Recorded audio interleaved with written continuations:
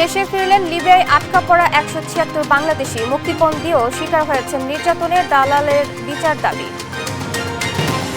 আজ ঢাকা আসছেন জাতিসংঘ মহাসচিব। শুক্রবার রোহিঙ্গাদের সঙ্গে ইফতার, সংকট সমাধানে ফের আলোচনার আশাবাদ। চুরি তো চুরি, আবার সিনা চুরি। গ্রাহকের পাওনা পরিশোধ না করে নতুন ফাঁদ ইভালির, ব্যবস্থার আশ্বাস ভোক্তা অধিদপ্তরের। রাজশাহীর রেশম পল্লীতে বেড়েছে ক্রেতার আনাগোনা। পোশাকেও পরিবর্তন এনেছেন ব্যবসায়ীরা, চমচমাট ব্যবসার আশা। চাঁদপুরে বাড়ছে অবৈধ ইট ভাটা। ৯১ ভাটার মধ্যে অনুমোদন নেই ৪১টিরই। হুমকিতে জনস্বাস্থ্য, অভিযানে আজকে অধিদপ্তর। পাকিস্তানের বেলুচিস্তানের ট্রেনের জিম্মি, সব যাত্রী উদ্ধার। অভিযানে ৩৩ হামলাকারী ও নিরাপত্তা বাহিনীর ৪ সদস্য নিহত। এবং আন্তর্জাতিক ক্রিকেট থেকে অবসরের ঘোষণা মাহমুদুল্লাহ রিয়াদের। সমর্থনের জন্য ধন্যবাদ দিলেন ভক্ত সতীর্থ কোচকে।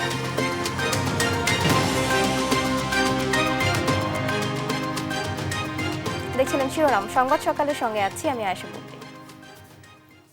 এবার বিস্তারিত। ইউরোপ যাওয়ার স্বপ্নে দালালের চক্রের প্রলোভনে লিবিয়ায় আটকা পড়া ১৭৬ বাংলাদেশি দেশে ফিরেছেন। আন্তর্জাতিক অভিবাসন সংস্থা IOM এর সহযোগিতায় বৃহস্পতিবার ভোরে লিবিয়ার বুরাক এয়ারের ইউজেট ২২২ ফ্লাইট যোগে হজরত শাহজালাল আন্তর্জাতিক বিমানবন্দরে নামেন তারা।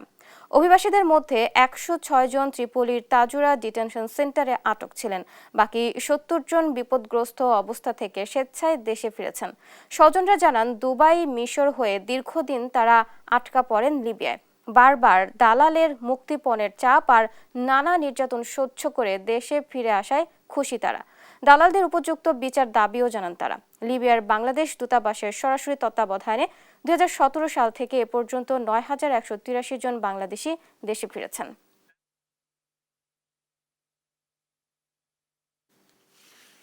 চার দিনের সফরে আজ বাংলাদেশে আসছেন জাতিসংঘ মহাসচিব অ্যান্টোনিও গুতেরেস।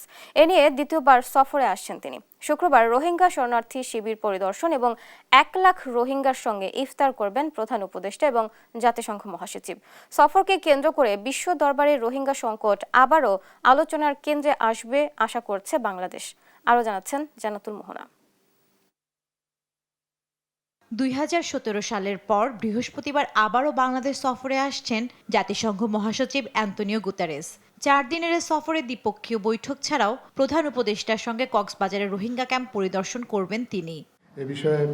তার সফর নিয়ে রাজধানীর ফরেন সার্ভিস একাডেমিতে সংবাদ সম্মেলন করে প্রধান উপদেষ্টার প্রেস উইং। এ সময় ৪ দিনের সফরসূচি তুলে ডেপুটি প্রেস সেক্রেটারি জানান, শুক্রবার ১ লাখ রোহিঙ্গার সঙ্গে ইফতার করবেন প্রধান উপদেষ্টা এবং জাতিসংঘ মহাসচিব। রোহিঙ্গাদের সাথে ইফতারে মাননীয় প্রধান উপদেষ্টা ওনার কক্সবাজারের প্রোগ্রাম শেষ করে ওনার সাথে ইফতারে জয়েন করবেন। আমরা আশা করছি মাননীয় প্রধান উপদেষ্টা এবং জাতিসংঘ মহাসচিব এই দুইজনের সাথে ১ লক্ষ রোহিঙ্গা ইফতারে যোগদান করবেন। রোহিঙ্গা সংকট আবারও বিশ্ব দরবারে আলোচনার কেন্দ্রে আনতে জাতিসংঘ মহাসচিবের এ সফর গুরুত্বপূর্ণ বলে জানান প্রেস সচিব। বলেন, এ সফরের মূল লক্ষ্যই হবে রোহিঙ্গা প্রত্যাবাসন। এজন্য রাখাইনে শান্তি ও স্থিতিশীলতা আনার বিষয়ে আলোচনা হবে। আমাদের দৃঢ় বিশ্বাস ওনার এই সফরের ফলে রোহিঙ্গা ক্রাইসিসটা আবার গ্লোবাল ডিসকাশনে আসবে। রোহিঙ্গাদের রিটার্নের জন্য রাখাইনে পিস অ্যান্ড স্ট্যাবিলিটি ফিরে আসাটা জরুরি। সেটার জন্য আমরা কাজ করছি। আমরা ইন্টারন্যাশনাল এই যে পুরো যে ইন্টারন্যাশনাল যে কনফারেন্সটা, সেটার একটা ওয়ান অফ দ্য ফোকাস হবে এইটা। এছাড়া নির্বাচন কমিশন বনাম নির্বাচন ব্যবস্থা সংস্কার কমিশন মতবিরোধী প্রসঙ্গে প্রেস সচিব জানান, ইসি একটি স্বাধীন সাংবিধানিক প্রতিষ্ঠান। ঐকমতের ভিত্তিতে সংস্কার প্রস্তাবনা বাস্তবায়নে প্রয়োজনীয় পদক্ষেপ নেওয়া হবে। ইলেকশন কমিশনের যে রিফর্মগুলো, যেগুলো পলিটিক্যাল পার্টিগুলো একসেপ্ট করবেন সবাই মিলে কনসেনসাসের ভিতরে, তখন ইলেকশন কমিশন সেই রিফর্মগুলো ইমপ্লিমেন্ট করবে। জান্নাতুল মোহনা, দেশ টিভি, ঢাকা। শাপলা চত্বরের ঘটনায় সাবেক প্রধানমন্ত্রী শেখ হাসিনা, মখা আলমগীর, বেনজির আহমেদ, ইমরান এইচ সরকার সহ ৯ জনের বিরুদ্ধে গ্রেফতারি পরোয়ানা জারি করেছে আন্তর্জাতিক অপরাধ ট্রাইব্যুনাল। এ হত্যাকাণ্ডে গণজাগরণ মঞ্চের নেতাকর্মীরা সরাসরি জড়িত ছিল বলে জানান চিফ প্রসিকিউটর তাজুল ইসলাম। ১২ মে তদন্ত প্রতিবেদন জমা হবে জানিয়ে তিনি বলেন, শাপলা চত্বরে ঠিক কতজন প্রাণ হারিয়েছে তা তদন্ত প্রতিবেদন পেলেই জানা যাবে। সাবরিনা মজুমদারের রিপোর্ট। 11 বছর আগে 2013 সালের 5 মে মতিঝিলের শাপলা চত্বরে হেফাজতে ইসলামের বিশাল জনসমাবেশ মাথা ব্যথার কারণ হয়ে দাঁড়ায় ফ্যাসিস্ট হাসিনা সরকারের। দেশের ইসলামী শক্তি দমনে দিনভর দফায় দফায় হেফাজত কর্মীদের সঙ্গে সংঘর্ষে জড়ায় পুলিশ। রাতে বিদ্যুৎ বন্ধ করে চালানো সাঁড়াশি অভিযানে ছত্রভঙ্গ করে দেয় আইনশৃঙ্খলা বাহিনী, যেখানে অনেককে হত্যার অভিযোগ করে হেফাজতে ইসলাম। গেল বছরের 5 আগস্ট রাজনৈতিক পট পরিবর্তনের পর শাপলা চত্বরে গণহত্যার ঘটনায় ট্রাইব্যুনালে শেখ হাসিনা সহ 50 জনের বিরুদ্ধে অভিযোগ দায়ের করে হেফাজত ইসলাম। বুধবার এই অভিযোগের প্রেক্ষিতে শেখ হাসিনা সহ 9 জনের বিরুদ্ধে গ্রেফতারি পরোয়ানা জারি করেন আদালত। যাদের বিরুদ্ধে আমরা আবেদন করেছিলাম তারা হচ্ছেন শেখ হাসিনা, ডক্টর মহিউদ্দিন খান আলমগীর সাবেক স্বরাষ্ট্রমন্ত্রী, ডক্টর ইমরান এইচ সরকার, হাসান মাহমুদ খন্দকার সাবেক আইজিপি, বেনজির আহমেদ সাবেক আইজিপি। আর যারা বিভিন্ন মামলায় আটক আছে তারা হচ্ছে অ্যাডভোকেট শামসুল হক টুকু সাবেক স্বরাষ্ট্র প্রতিমন্ত্রী, AKM শহীদুল হক সাবেক আইজিপি, সাবেক মেজর জেনারেল জিয়াউল হাসান এবং মোল্লা নজরুল ইসলাম সাবেক ডিআইজি। শাপলা চত্বরের ঘটনায় মৃতের সংখ্যা কত তা তদন্ত প্রতিবেদন জমার পর জানা যাবে বলে জানান চিফ প্রসিকিউটর তাজুল ইসলাম। গণজাগরণ মঞ্চের নেতাকর্মীদের সরাসরি সম্পৃক্ততার প্রমাণ পাওয়ার কথাও জানান তিনি। ইমরানের সরকার গণজাগরণ মঞ্চের মুখপাত্র হিসাবে সে নিজে সরকারের যে সমস্ত ঊর্ধ্বতন কর্তৃপক্ষ, প্রাইম মিনিস্টার থেকে শুরু করে স্বরাষ্ট্রমন্ত্রী, র্যাবের প্রধান এবং পুলিশের কর্মকর্তাদের সাথে বিভিন্ন সময় বৈঠক করে এই শাপলা চত্বরে যে পরিচালিত অভিযান ছিল সেটির পরিকল্পনায়ও তিনি অংশগ্রহণ করেছিলেন। আর ইসলামী বিদ্বেষী মনোভাবের কারণেই অভিযুক্তরা এই ঘটনা ঘটিয়েছে বলে দাবি করেন হেফাজতে ইসলামের নেতাকর্মীরা। এর সুষ্ঠু বিচারেরও দাবি করেন তারা। যারা গণহত্যার নির্দেশ দিয়েছিলেন, যারা গণহত্যার সহযোগিতা করেছেন এবং পরিকল্পনা করেছেন, তাদেরকে আইনের আওতায় এনে দৃষ্টান্তমূলক শাস্তি যেন আদালত ব্যবস্থা করে। শুনানি শেষে আগামী 12 মে তদন্ত প্রতিবেদন দাখিলের নির্দেশ দিয়েছেন ট্রাইব্যুনাল। সাবরিনা মজুমদার, দেশ টিভি, ঢাকা। প্রায় 16 কোটি টাকার অবৈধ সম্পদ অর্জন ও 68 ব্যাংক হিসাবে প্রায় 450 কোটি টাকার সন্দেহজনক লেনদেনের অভিযোগে সাবেক শিল্প প্রতিমন্ত্রী ওমর ফারুক চৌধুরী ও তার স্ত্রীর বিরুদ্ধে মামলা করেছে দুর্নীতি দমন কমিশন। বুধবার দুপুরে দুদক কার্যালয়ে সমসাময়িক বিষয়ে সংবাদ সম্মেলনে এ তথ্য জানান প্রতিষ্ঠানটির মহাপরিচালক আক্তার হোসেন। সাংবাদিকদের প্রশ্নের জবাবে তিনি জানান, শেখ পরিবারের সদস্যদের বিদেশে পালিয়ে যাওয়ার বিষয়ে দাপ্তরিক কোনো তথ্য না থাকায় তাদের বিদেশ যাত্রায় নিষেধাজ্ঞা চাওয়া হয়। ও সাবেক প্রতিমন্ত্রী শিল্প মন্ত্রণালয় 445 কোটি টাকারও বেশি সন্দেহজনক লেনদেন করে মানি লন্ডারিং এর সম্পৃক্ত অপরাধ, দুর্নীতি ও ঘুষ সংগঠনের মাধ্যমে প্রাপ্ত অর্থ ও সম্পত্তি অবৈধ উৎস গোপন বা আড়াল করার উদ্দেশ্যে স্থানান্তর, রূপান্তর এবং হস্তান্তর করার অপরাধ অনুসন্ধানকালে প্রমাণিত হয়েছে। এই কারণে তার বিরুদ্ধে দুর্নীতি দমন কমিশন আইন এবং মানি লন্ডারিং প্রতিরোধ আইনের সংশ্লিষ্ট ধারায় একটি মামলা রুজুর সিদ্ধান্ত গৃহীত হয়েছে। বিএনপির 31 দফার ভিত্তিতে দ্রুত সংস্কার করে জুলাইয়ের মধ্যে নির্বাচন দেয়া যেতে পারে বলে মন্তব্য করেছেন দলটির স্থায়ী কমিটির সদস্য মির্জা আব্বাস। বলেন, লোভী রাজনৈতিক দল ও রাজনীতিকদের মূল লক্ষ্য ক্ষমতা, সেখানে দেশপ্রেমের লেশমাত্রা নেই। আর ঐক্যবদ্ধভাবে শক্তিশালী জাতীয় সংসদ বিনির্মাণে আলোচনার মধ্য দিয়ে সব সংস্কার বাস্তবায়নের আহ্বান জানান দলটির স্থায়ী কমিটির আরেক সদস্য সালাউদ্দিন আহমেদ। আরও জানাচ্ছেন সাইফুল রিপন। রাষ্ট্র কাঠামো মেরামতে 31 দফা ও জনসম্পৃক্তি শীর্ষক কর্মশালায় সংস্কারের 31 দফা তুলে ধরেন ঢাকা মহানগর দক্ষিণ বিএনপির আহ্বায়ক। এই 31 দফার মাধ্যমে একটি সুন্দর বাংলাদেশ আমরা দেশের মানুষকে উপহার দিতে পারব। প্রধান অতিথির বক্তব্যে বিএনপির স্থায়ী কমিটির সদস্য মির্জা আব্বাস বলেন, সংস্কারের কথা বলে নির্বাচন পেছানোর অপচেষ্টা চলছে, এমন ধারণা এখন অমূলক নয়। 31 দফা কর্মসূচি যেটা আছে, আমাদের কার্যক্রম যেটা আছে, এটাকে এই সরকার কিছুটা এদিক করে হলো সংস্কার কাজ দ্রুত শেষ করে দিতে পারে এবং দ্রুত জুন জুলাইয়ের মধ্যে নির্বাচনের ঘোষণা দিতে পারেন। বিএনপির সমালোচনাকারীদের সতর্ক হওয়ার আহ্বান জানিয়ে তিনি বলেন, কয়েকটি দল নির্বাচনকে ভয় পায়। কিছু রাজনৈতিক দল আছে যারা শুধুমাত্র বিরোধিতার জন্য বিরোধিতা করে, কার্যকর কোনো বিরোধিতা নয়। এই দলগুলো পাকিস্তান সৃষ্টির লগ্ন থেকে ভারত বিভক্তির থেকে শুরু করে আজ পর্যন্ত শুধু বিরোধিতাই করে গেল। দেশ প্রেমের লেশ মাত্র তাদের ভিতরে নাই। এই বাংলাদেশ কারো তালুকদারি নয়, এই বাংলাদেশের জনগণের। সুতরাং কথাবার্তা বলার সময় হিসেব করে বলবেন, যাতে আমাদেরকে বেহিসেবি কথা বলতে না হয়। এদিকে রাজধানীর বারিধারায় হেফাজতে ইসলামের ইফতার মাহফিলে যোগ দেন বিএনপির স্থায়ী কমিটির আরেক সদস্য সালাউদ্দিন আহমেদ। বলেন, দেশ ফ্যাসিবাদ মুক্ত হলেও তাদের দোসরদের অস্থিতিশীলতা তৈরির পায়তারা বন্ধ হয়নি। আসুন সবাই মিলে একটি শক্তিশালী একটি জাতীয় সংসদ বিনির্মাণ করি, যেখানে সকল সংস্কার প্রস্তাবগুলো আলাপ আলোচনার মধ্য দিয়ে জাতীয় ঐক্যমতের ভিত্তিতে গৃহীত হবে এবং সেই সংবিধানকে আপনারা নতুন সংবিধান হিসেবে অভিহিত করুন, আমাদের কোনো আপত্তি নাই। সাম্প্রদায়িক সম্প্রীতি কেউ যেন বিনষ্ট করতে না পারে সে বিষয়ে সজাগ থাকার আহ্বানও জানান সালাউদ্দিন আহমেদ। কোনো শক্তি যেন আমাদের মধ্যে সাম্প্রদায়িক বীজ বপন না করে দিতে পারে। সাইফুল রিপন, দেশ টিভি, ঢাকা। শিক্ষা প্রতিষ্ঠানগুলো এখনও আদর্শ দেশপ্রেমিক তৈরির কারখানা হয়ে উঠতে পারেনি।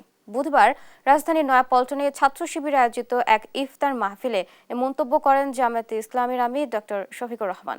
একই দিনে জামায়াতে ইসলামী ঢাকা মহানগরী দক্ষিণ চকবাজার থানার উদ্যোগে আয়োজিত এক ইফতার মাহফিলে দলটির সেক্রেটারি জেনারেল অধ্যাপক গোলাম পারওয়ার বলেন, একটি গোষ্ঠী দেশে অস্থিরতা তৈরি করে নির্বাচনের পথে বাধা সৃষ্টি করছে। কায়েস রাহাতের রিপোর্ট।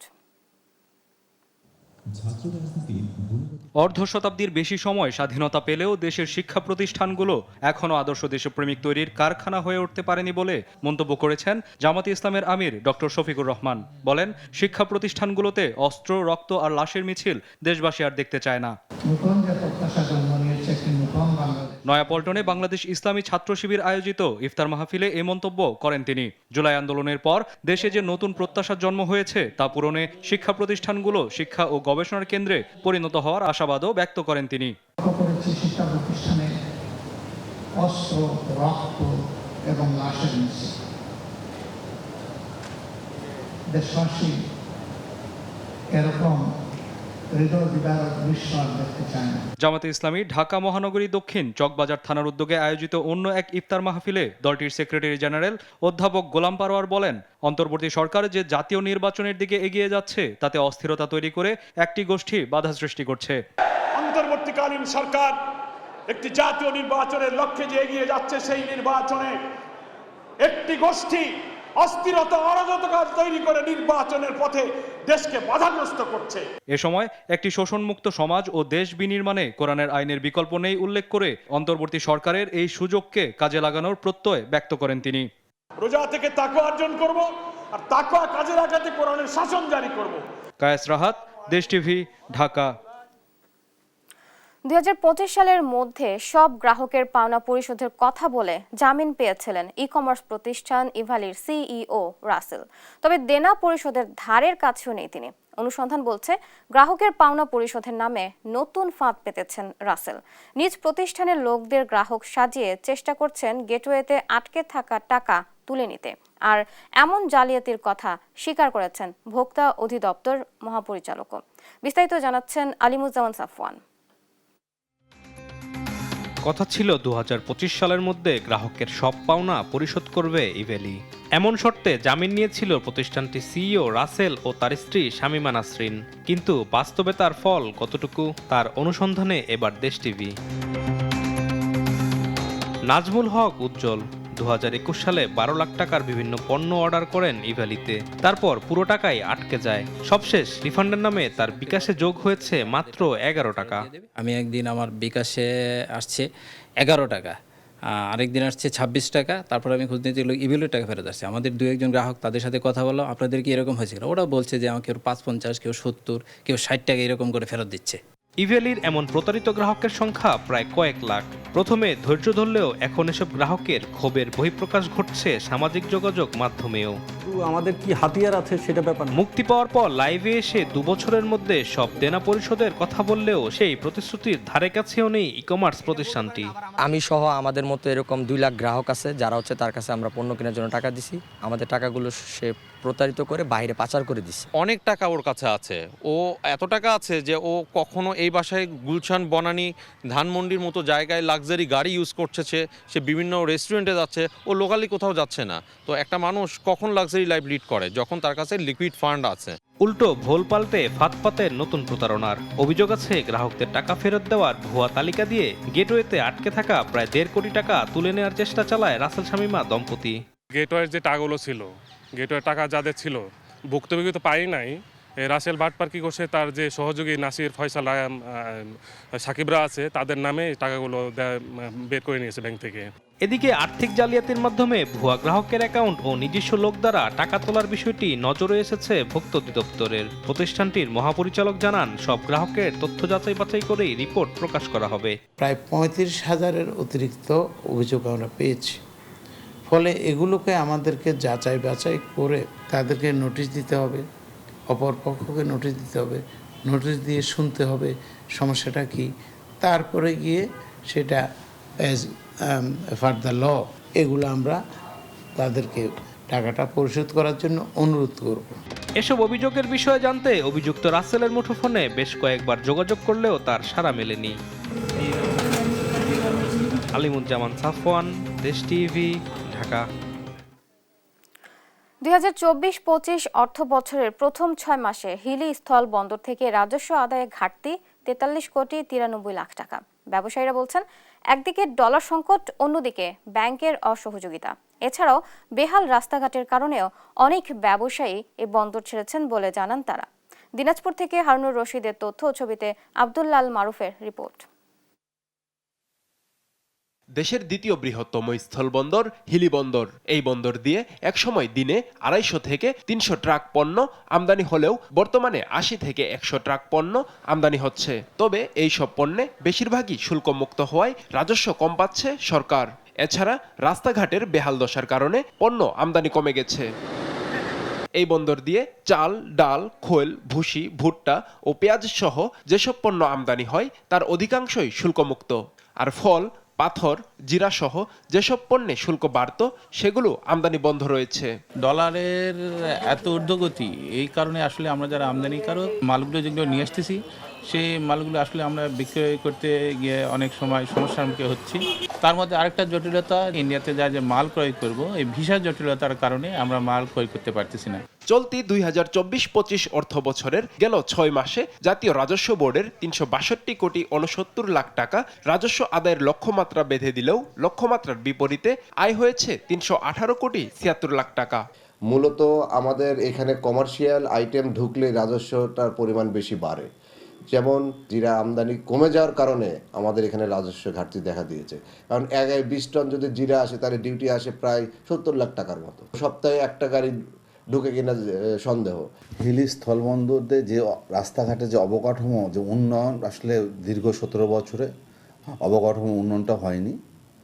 এই জন্য দূর থেকে যারা পার্টির আগে আসে খোলা বাজারে এখানে মার্কেটিং করতো তারা কম উৎসাহিত হচ্ছে না, কম আসতেছে। আর ডলার রেট কম বেশি হওয়ার জন্য মালে পড়তা হচ্ছে না, এই জন্য হেলিপোর্টের রাজস্ব ঘাটতি দেখা দিয়েছে। তবে বর্তমানে যেভাবে আমদানি রপ্তানি চলছে, অর্থ বছরের আগামী 6 মাস এমন অবস্থা থাকলে লক্ষ্যমাত্রা অর্জিত হবে বলে মন্তব্য করেছেন রাজস্ব কর্মকর্তা। গত অগাস্টের পরিপ্রেক্ষিতে আমদানির পরিমাণটা একটু কম ছিল, যার কারণে আমার টার্গেট স্বাভাবিক পর্যায়ে ফিল আপ হতে পারেনি। তবে বর্তমানে এখন স্বাভাবিক পর্যায়ে আমদানি রপ্তানি অনুষ্ঠিত হচ্ছে। আগামী 6 মাসের ভিতরে আমাদের যে বার্ষিক যে টার্গেট আছে, যে টার্গেট সম্পন্ন হবে বলে আমরা আশা করি। রাস্তা সংস্কার ও অবকাঠামো নির্মাণ থেকে শুরু করে পণ্য আমদানির জটিলতা কাটলে রাজস্ব বাড়বে বলে প্রত্যাশা করেন আমদানিকারকরা। নিউজ ডেস্ক, দেশ টিভি। দেখছেন সংবাদ সকাল। ঈদ সামনে রেখে রাজশাহীর রেশম পল্লীতে বাড়ছে ক্রেতার সমাগম। ক্রেতার চাহিদা মাথায় রেখে ঐতিহ্য ও আধুনিকতার মিশেলে পোশাকে পরিবর্তন এনেছেন ব্যবসায়ীরা। আবহাওয়া ও সব বয়সী ক্রেতার পছন্দের সঙ্গে তাল মিলিয়ে সিল্ক কারখানাতে তৈরি হচ্ছে নতুন রং ও ডিজাইনের পোশাক। বেচাকেনা নিয়ে বেশ আশাবাদীও তারা। কাজী শাহেদের প্রতিবেদন।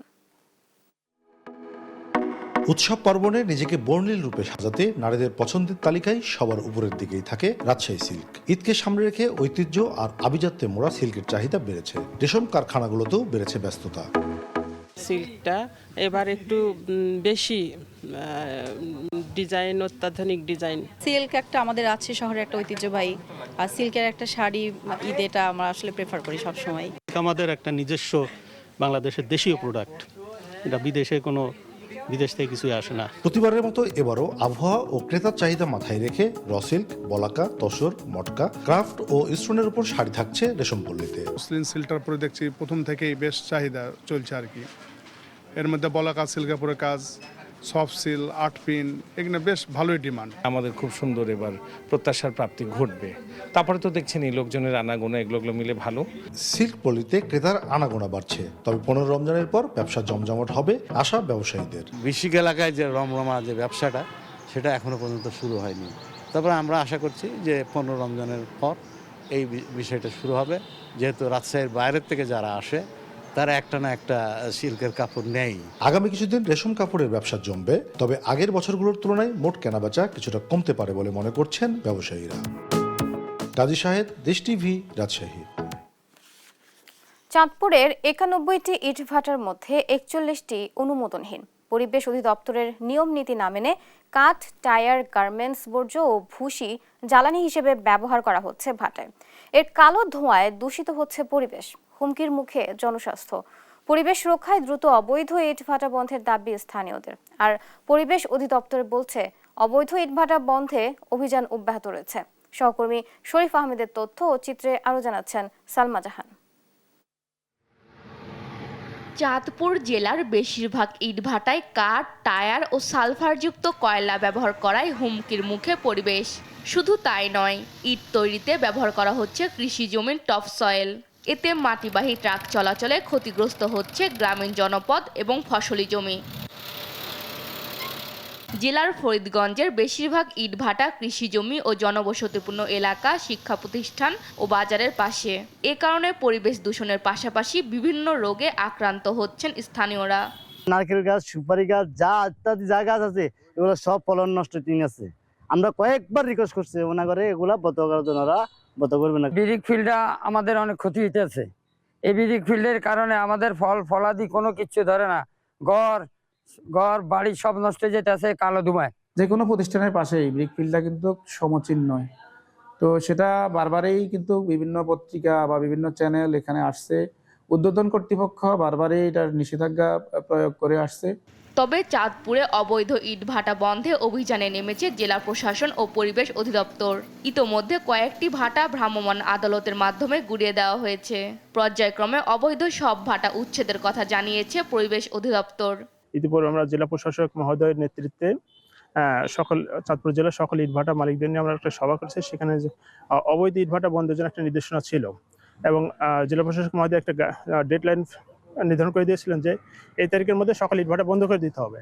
যেসব ইটভাটা বন্ধ করবে না তাদের বিরুদ্ধে আমরা প্রয়োজনীয় আইনগত ব্যবস্থা গ্রহণ করব।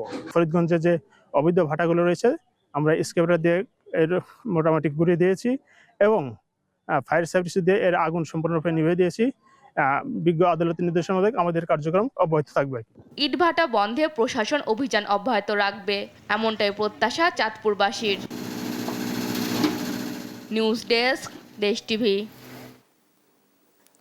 এবার রমজানের শুরু থেকে পর্যটক শূন্য হয়ে পড়েছে কক্সবাজার। এরই মধ্যে বন্ধ হয়ে গেছে হোটেল, মোটেল ও সৈকত কেন্দ্রিক কয়েক হাজার ব্যবসা প্রতিষ্ঠান। পর্যটক খরায় দুশ্চিন্তায় ব্যবসায়ীরা। তবে ঈদ ঘিরে আবারও প্রাণ সঞ্চার হওয়ার আশা সংশ্লিষ্টদের। সহকর্মী আব্দুর রহমানের প্রতিবেদন, জানাচ্ছেন টুম্পা আফরোজ। কক্সবাজার সৈকতের সুগন্ধা পয়েন্টের প্রবেশমুখের দৃশ্য এটি। চিরচেনা যানজট নেই, ফাঁকা সড়ক আর নিচের প্রবেশপথের দুপাশের অধিকাংশ দোকানপাট বন্ধ। পর্যটক না থাকায় শহরের রেস্তোরাঁগুলোতেও একই চিত্র। খালি পড়ে আছে ৫ শতাধিক হোটেল, মোটেল, রিসোর্ট আর গেস্ট হাউসের রুম। 4.5 মাস ভালো ব্যবসার পর রমজানের শুরু থেকেই পর্যটক শূন্য কক্সবাজার। এমন পরিস্থিতিতে ধস নেমেছে হোটেল, রেস্তোরাঁ, পরিবহন খাতসহ সামগ্রিক ব্যবসা বাণিজ্যে। প্রায় জনশূন্য সৈকতে অলস সময় কাটছে ক্ষুদ্র ব্যবসায়ী, বিচ বাইক চালক, ঘোড়াওয়ালা ও ফটোগ্রাফারদের। পর্যটক হাহাকারে খালি পড়ে আছে সৈকতের ছাতা চেয়ারগুলোও। সকাল থেকে খোলা মাঝজন বসে না ব্যবসা আপনার তো এই যে আপনার রোজার মধ্যে এখানে ব্যবসা পর্যটক আসতেছে রমজান থেকে ব্যবসা নেই এখন ফাঁকা ফাঁকা রমজান মাসে একটু কম, ঈদের সময় পর্যটক আসবে তখন আমাদের ব্যবসা আলহামদুলিল্লাহ ভালো হবে। পুরে আসছে তেলের টাকা সব তুলতে পারেনি, কিছু নিয়ে না খালি। পর্যটক না থাকায় বর্তমানে বন্ধ রয়েছে হোটেল, মোটেল জোনের অধিকাংশ ব্যবসা প্রতিষ্ঠান। তবে এর ফাঁকে ঈদ ঘিরে ব্যাপক পর্যটক সমাগমের আশায় কিছু হোটেল, রেস্তোরাঁয় চলছে সংস্কার কাজ। রমজান মাসে আমাদের পর্যটক নেই বললেই চলে। আমরা রমজান মাসে সাধারণত তেমন একটা গেস্ট আশাও করি না এবং গেস্ট নিয়ে আমাদের তত একটা মাথা ব্যথা থাকে না। আমাদের মূল টার্গেট থাকে হোটেল সংস্কার। ঈদের মৌসুমের গেস্টকে ভালোভাবে রাখার জন্য তাই করা হয় মূলত, আসলে কোনো বিজনেসের কোনো সুযোগও নাই। ঈদের ছুটিতে আবারও সমুদ্রের নোনা জলে উচ্ছ্বাসে মেতে উঠবেন হাজারো পর্যটক। প্রাণ ফিরে পাবে পর্যটন নগরী কক্সবাজার, এমন প্রত্যাশা সংশ্লিষ্টদের। নিউজ ডেস্ক, দেশ টিভি। পটুয়াখালীর গলাচিপায় 500 বছরের পুরনো মোঘল আমলের মুসলিম ঐতিহ্যের প্রাচীন ও অন্যতম নিদর্শন এক গম্বুজ বিশিষ্ট গোরিন্দা জামে মসজিদ। তবে রক্ষণাবেক্ষণের অভাবে প্রত্নতত্ত্ব স্থাপত্য শিল্পের অপরূপ সৌন্দর্যের এই নিদর্শনটি বর্তমানে হারিয়ে যাওয়ার উপক্রম। পটুয়াখালী থেকে সহকর্মী সাইদ ইব্রাহিমের প্রতিবেদন, জানাচ্ছেন টুম্পা আফরোজ। পটুয়াখালীর গলাচিপা উপজেলার গুরিন্দা এলাকায় খালের পাশে অবস্থিত স্থাপত্য শিল্পের অপরূপ নিদর্শন গুরিন্দা জামে মসজিদ। কথিত আছে বহু শতাব্দী আগে এক প্রলয়ঙ্কারী ঘূর্ণিঝড় ও জলোচ্ছ্বাসের আগে মসজিদটি নির্মিত হয়। তবে কালের বিবর্তনে সৌন্দর্য হারিয়েছে মসজিদটি। ভেতর ও বাইরের দেয়ালের পলেস্তারা উঠে ইট বেরিয়ে গেছে। পাশে জরাজীর্ণ ছোট একটি বৈঠকখানায় বসতে পারেন মাত্র 10 থেকে 12 জন। প্রতিদিন দূর দূরান্ত থেকে মানুষ নামাজ আদায় ও মানত নিয়ে আসেন এখানে। বৃষ্টি হলেই মসজিদটির ছাদ দিয়ে পানি পড়ায় ভোগান্তিতে পড়েন মুসল্লিরা। দ্রুত ঐতিহ্যবাহী এ মসজিদটি সংস্কারের দাবি এলাকাবাসীর। এটা ভাই অনেক পুরনো ঐতিহ্যবাহী মসজিদ, কারা করছে এটা এখন পর্যন্ত কেউ বলতে পারে না। এখানে অনেক দূর থেকে অনেক মানুষজন আসে, অনেক মানত করে। আমাদের এটা এখন যে অবস্থা, এটা মানে সংস্কারের দরকার। 5 ওয়াক্ত নামাজ হয়, জুমার নামাজ পড়ি, আপনার তারাবি পড়ি, তারাবি অনেক মানত এই জায়গায় হয়। কে যে নির্মাণ করছে আমরা কইতে পারি, কেউই কইতে পারে না। তবে এটা যদি আমরা সরকারিভাবে যদি একটু মেরামত করতে, যাতে আমরা এলাকার মানুষ নামাজ পড়তে পারি। ব্রিটিশ আমলে নির্মিত এই মসজিদটি এখনই সংস্কার করা না হলে এটি বিলীন হয়ে যাবে বলে আশঙ্কা প্রকাশ করেন ইউনিয়ন চেয়ারম্যান। সেটা সংস্কার করার জন্য কয়েকবারই সাক্ষাৎকার নিয়েছে, কিন্তু কোনো কাজ হয় নাই।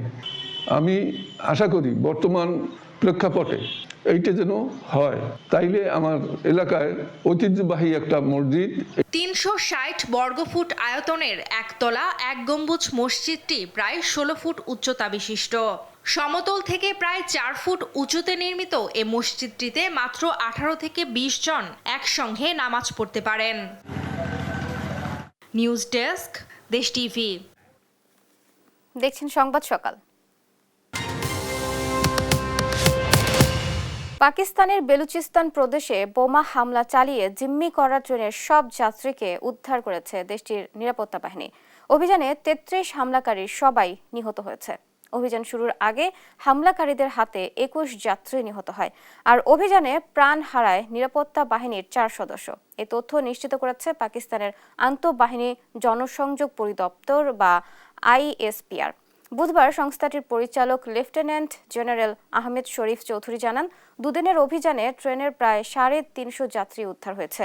অভিযানে সেনাবাহিনী, বিমান বাহিনী, ফ্রন্টিয়ার কোর ও SSG সদস্যরা অংশ নেন। আত্মঘাতী হামলাকারীকে স্নাইপার সদস্যরা হত্যা করেন। নিরাপত্তা বাহিনীর দাবি, হামলাকারীরা স্যাটেলাইট ফোনের মাধ্যমে বিদেশি সহায়তাকারীদের সঙ্গে যোগাযোগ রেখেছিল, যাদের মধ্যে আফগানিস্তানে থাকা একজন মাস্টার মাইন্ডও আছেন। গেল মঙ্গলবার দুপুরে কোয়েটা থেকে পেশোয়ারগামী জাফর এক্সপ্রেস ট্রেনে হামলা চালায় সশস্ত্র গোষ্ঠী। বিচ্ছিন্নতাবাদী গোষ্ঠী বেলুচিস্তান লিবারেশন আর্মি এর দায় স্বীকার করেছে।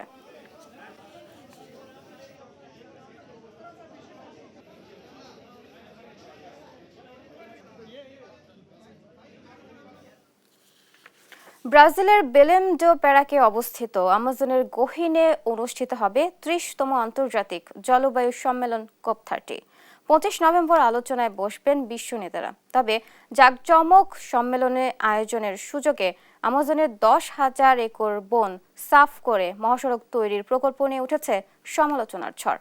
নীরব দাসের রিপোর্ট। আন্তর্জাতিক জলবায়ু সম্মেলন সামনে রেখে 4 লেনের মহাসড়ক গড়ে উঠছে আমাজন রেইনফরেস্টের মধ্য দিয়ে। ব্রাজিলের প্রেসিডেন্ট ও পরিবেশ মন্ত্রীর মতে 25 নভেম্বর এক ঐতিহাসিক সম্মেলনের সাক্ষী হতে চলেছে বিশ্ব, যেখানে বিশ্ববাসীর সামনে তুলে ধরা হবে আমাজন ও এর বন্যজীবন রক্ষার প্রয়োজনীয়তা এবং কেন্দ্রীয় সরকারের তৎপরতা। বেলেম অঞ্চলের অবকাঠামো বিষয়ক প্রশাসনের দাবি 30টি আধুনিকায়ন প্রজেক্টের অন্যতম এই মহাসড়কটি, যা অঞ্চলটির অর্থনীতি ও সাধারণের জীবনযাত্রার মানকে আরও উন্নত করবে।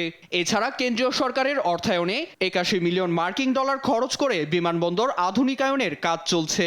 আন্তর্জাতিক গণমাধ্যমকে দেয়া সাক্ষাৎকারে এমনটাই জানায় ব্রাজিল প্রশাসন। প্রজেক্টের মধ্য দিয়ে আমরা সাধারণের জীবনযাপনে পরিবর্তন নিয়ে আসতে সক্ষম হব, এমনকি একটি অসাধারণ COP30 আয়োজন করতে পারবো। বন্যপ্রাণীদের চলাচলে কোনো রকম বাধা পড়বে না। অতিথিদের স্বাগত জানাতে মহাসড়কের পাশেই হোটেল ও রেস্তোরাঁ গড়ে উঠবে।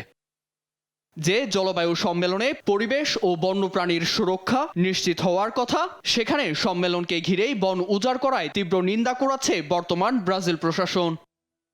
পরিবেশবিদদের অভিযোগ, বিপুল এলাকা ও খাদ্যের উৎস হারিয়ে বিলুপ্তির পথে অসংখ্য বন্যপ্রাণী, এমনকি অঞ্চলটির খাদ্য শৃঙ্খল ও বাস্তুসংস্থান হুমকির মুখে ঝুঁকছে বলে উদ্বিগ্ন তারা। পরবর্তী প্রজন্ম নির্মল ও নিরাপদ বায়ুতে নিঃশ্বাস নিক, এমন চাওয়া থেকেই আমাজন নিয়ে বিশ্ব নেতাদের আরও সচেতন হওয়ার আহ্বান পরিবেশবিদ ও অঞ্চলটির সাধারণের। নীরব দাস, নিউজ ডেস্ক, দেশ টিভি। দেখছেন সংবাদ সকাল।